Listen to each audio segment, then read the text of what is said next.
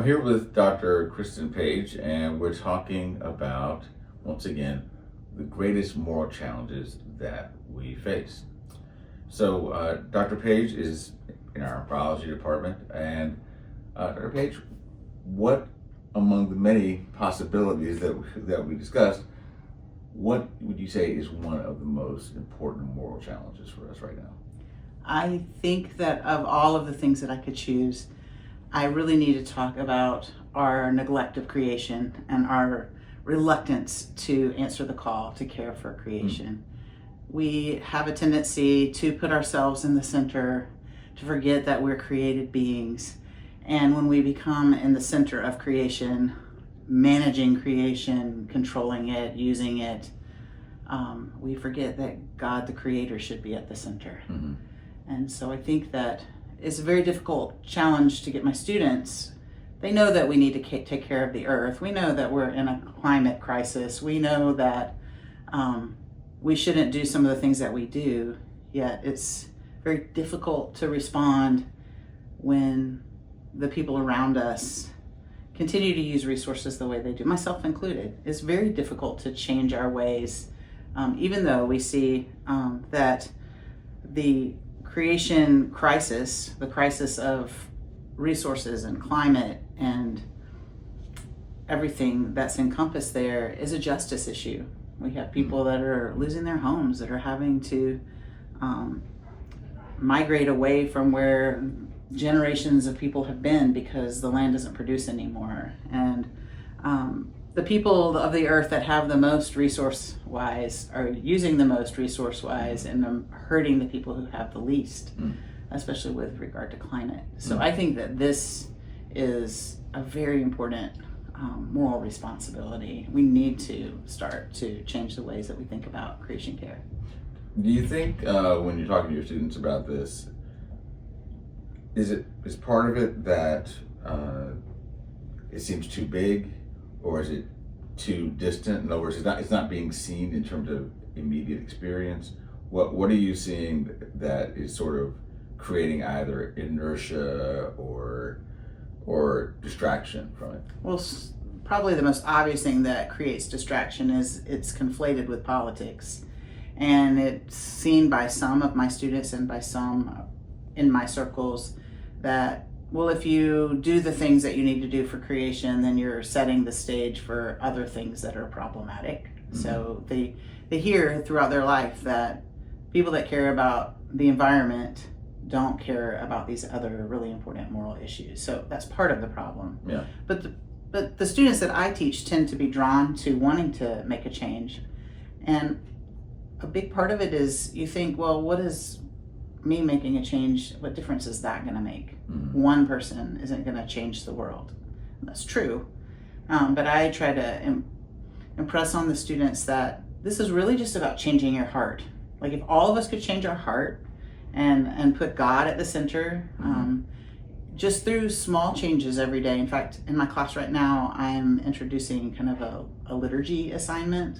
So each student will pick a discipline for the semester, and we reflect on it every week. But I just want to impress upon them that one thing that you change about your life that is pointing you to God, that can also care for the earth, is enough to create enough of a change in your heart that other people will see it. And I think that we can make a bigger difference that way. So I always give the example of, I don't know how long ago it was, but I teach a lot about water, and I travel a lot, and when I'm in places where they don't have access to water, the women are the ones who walk, and the girls, and they walk 5 kilometers or more a day to bring back really dirty water to boil, to make their tea, or to eat their food. They rarely use it to bathe because it's very precious, right? And so my liturgy has been, when I'm using water, especially in the shower, because that's a luxury, I pray for the women. And that's just created a different heart for me about thinking about water. And I don't take long showers, and I use water differently because I orient this one little discipline towards prayer for other people who don't have the luxuries that I do. And that's what I'm trying to cultivate in my students. And I think those kinds of actions, we can all recycle, and we can all buy less and we can all use less, but we really need to change our hearts. We need to not do it just because society or the church or somebody tells us to do it. Right. No, I think that's really, really helpful. And back to something you said earlier, it is interesting to observe that people can get language of creation stewardship twisted by thinking about, okay, God gave us this responsibility, but having the responsibility becoming a way that humans make themselves central rather than making God, the one who gave them the responsibility central, right? And it's almost like, hey, we do all this stuff, and in the doing, having amnesia about who's really supposed to be central. I mean, is that a fair way to put this? I think I'm always surprised when I ask my students in ecology the question, do you think much about the fact that you're created, that you're part of creation? And they're like, no, we're not. We're special. We have Imago Dei. And somehow they think that our Imago Dei makes us different. It does make us different, but it makes us not created or not part of creation. Yeah, that's very interesting. It's incorrect. It is. Yeah. No, it's and we work on that, but somehow they just are getting the message that there's the specialness of being a child of God and being made in the image of God. That makes us special and above the need to care for the garden. Right? And so I try to reorient them and say, well, yes, we are image bearers, and we've been called to a special priestly role of caring for the temple, caring for the place where God dwells. He wants to come and dwell among us, and we have to care for it. But it's a very, I don't know what they're hearing and how they're making that translation. It's not every student, but it's enough to where I hear it frequently. And then other students are like, oh, like, who are they going to believe? Hopefully, their professor. But yeah, I think that is a struggle. I think people, they forget that they're created, and they forget that we've been called to this important role. And they forget that this role is part of a greater role, right? It's not just, we're going to take care of the earth. There's a reason that we're going to take care of the earth, and it's tied into the whole gospel message. But they, I don't know. Since I'm not a Bible teacher or a theologian, I wonder if I do well in leading them in that, but we do at least think about it. And then, other people thinking about, like, how do I respond to creation care? Well, it's a nice thing. I've heard plenty of pastors have told me, yeah, it's important, but it's not the most important thing. And that message coming from a pastor is going to go a lot farther with people than my message coming from a biologist. Right. So, and I think that itself is also a challenge. I think because there is this fear that a fear of, am I going to get caught up in certain forms of doing, and those forms of doing, creation care of various kinds, that somehow it will distract from other things that have to do with introducing people to Jesus so that they're disciples. It's an interesting way of having the challenge of saying, well, no, actually, it's really the whole package. Right. It's not just whether or not you're introducing people to Jesus. It's okay. Well, once you've introduced them to that, and they're these human beings in God's world, also created, then it's part of the task. I find it very difficult to think about caring for others and loving my neighbor without caring for the world that they live in. Yes. I think it gets taken for granted. Yeah, it gets taken for granted, but it also, I think people prioritize it differently. Yeah. They don't think that, oh, it'll come along, it'll be fine. Or we have technology that can fix anything that we do. And then, as a not a theologian, and only having my one life experience in the church, I hear things in the classroom that I don't really know where they come from. They come out of different church experiences. But another one that is pretty frequent here at Wheaton that helps people think that they are not that it is not necessary to care for creation is the belief that if they do care for creation, then they will hinder the return of Christ. Have you heard that? I've heard a lot of people talking about that, but there is a way that if you think that a negative interpretation of history means that the worse that things get, the quicker Jesus will come. The problem is that there's been a lot of times in world history where it's been pretty catastrophic, right? Like even with whatever concerns we have about the current moment, the world is not like it was during World War II, for example. I mean, imagine like what that's like, right? Yeah. And we're not in that kind of circumstance. Right. My point being that Jesus didn't return then. I know. Right. So I'm aware. Yeah. So yeah. But there is I think a way that people have learned to think about the Christian story where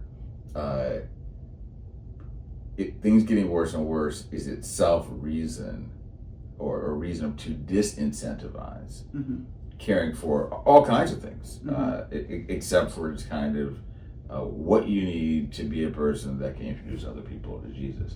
Right. But I think part of that comes from a way where creation and redemption are almost at odds with each other, rather than redemption being, of course, very much about it's showing how much God cares about what He has made. And I think that does wind up being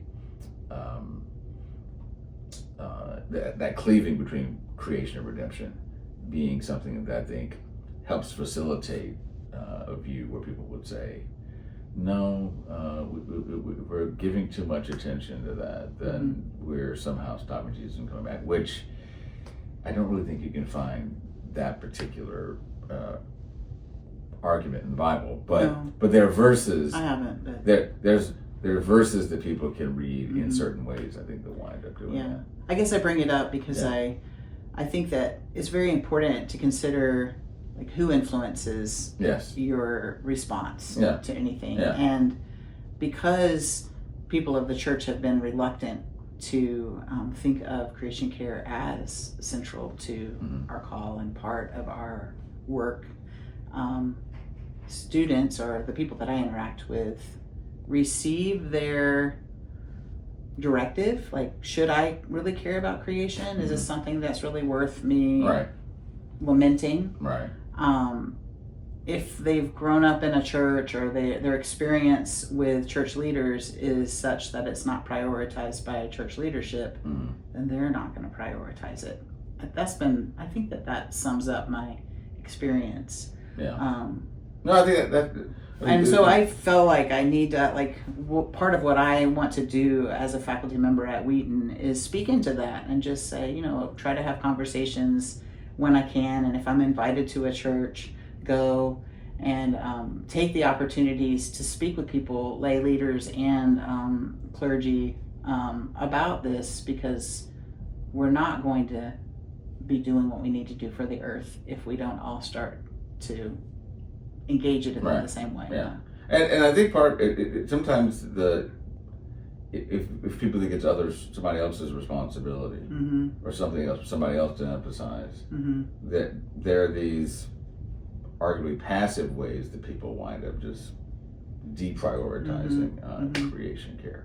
One last thing that I just want to return to real quickly. Sure. When you were talking about part of what the problems are, one of the things you mentioned was people not being able to grow food in certain places. I think when people think about climate change, they mainly think about, okay, are you telling me about an ice shelf that fell? Are you telling me about erosion? I don't think a lot of people are thinking about the fact that, what do you mean that people aren't able to grow food? What's another way that there's something that's happening with climate change that people wouldn't actually tend to think about, because they mainly think about coral reefs, or soil erosion. We often think about the rising sea level and people losing homes, right? So people living close to coasts or on islands are losing their homes. But other ways, it changes climate patterns. It's not just about making it hotter or colder, but it actually moves where you have rains. It moves when you have rains. So in East Africa, they've been in drought for years, and it's totally changed their rainy season, dry season patterns.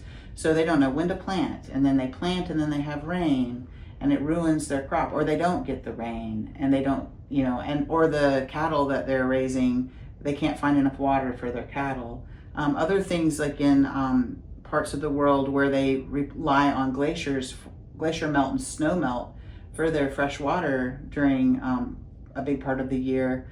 If we're not getting enough snow or the glaciers are gone, then they're not getting their fresh water. So, I'm thinking in India and Nepal and that part of the world, we're seeing big changes in those types of patterns. We're seeing changes all over the world in these types of patterns, but we don't see them in the temperate world as much. And we joke about it when we do. Oh my gosh, it's really cold, so there's no climate change. Or, wow, it's really hot this summer, but it gets hot in the summer, so that's not a big deal.